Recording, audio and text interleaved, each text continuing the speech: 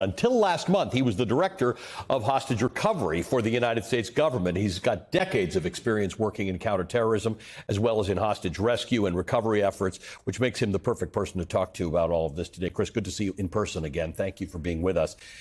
This is rescue and recovery efforts going on. There's clearly something going on because we had two hostages released and we had the government of Qatar involved, which is fairly typical when we deal with hostage releases. So there's some conversation going on somewhere.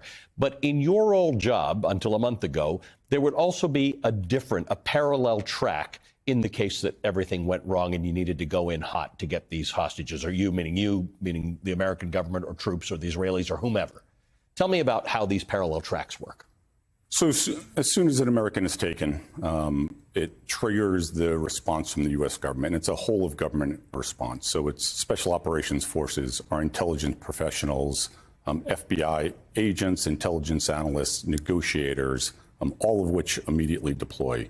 In this case, it's unique because the hostages were taken in Israel and brought back into Gaza. So we're doing it in partnership with the Israelis. But that's not new. We have, just a year ago, we conducted an exercise to work with the Israelis to be able to respond collectively to an incident. Actually, even more recently, we did one in Doha with the Qataris back in mid-July. The idea is to be able to respond in a synchronized manner to a complex hostage incident when there are citizens from multiple nations taken. Because this is a global community problem. It's not just an American or Israeli problem. We have to respond collectively. Is it relevant to the people like you who would be planning how to go in and get those hostages that there is a separate process going on, or maybe it's a not separate, coordinated process for negotiation? Because obviously the best outcome is a negotiated release. Yeah, so we're in my old role, and what I would assume is going on right now, because it is standard operating procedure, you're looking for any opportunities. This is a challenging tactical environment, and there's not a reference point that I can point to in the modern era that is even close. There are a couple of vignettes, TWA 847 in 1985, and then a few months later, the Achille Lauro event. They pale in comparison to this.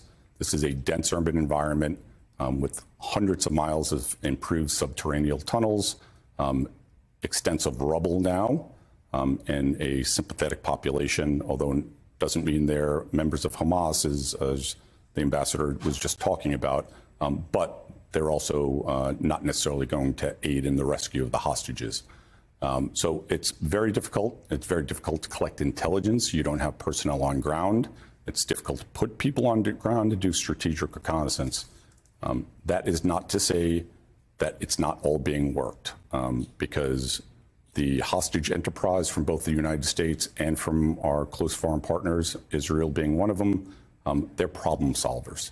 They are building solutions with the information that they have. From the day that this happened, they were building an in extremis hostage response. If things start going south really quickly, they will move on the information that they have.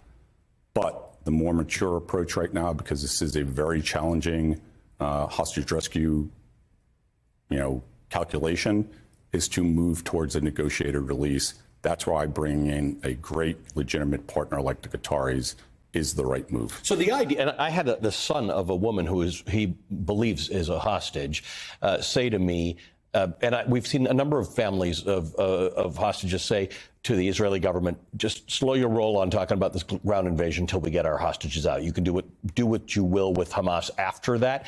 Tell me about that calculus, because again, there's not a lot of examples about this in history. The Israelis keep telling us every day they're ready. They're ready for the ground invasion. Could happen at any minute. And the families are saying, could you just stop saying that? Yeah, and so if I had a loved one taken, I'd probably be asking for the same thing. The problem is you have a dilemma here for the Israeli government and for the 30 other partner nations that have hostages taken.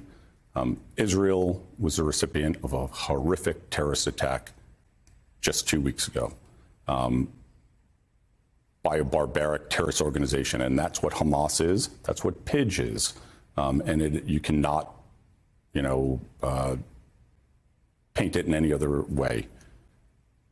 If you look back at Hamas, who has quite a bit of experience taking hostages, They held one Israeli soldier for 5 years and then negotiated a release of 1,000 plus Palestinian prisoners.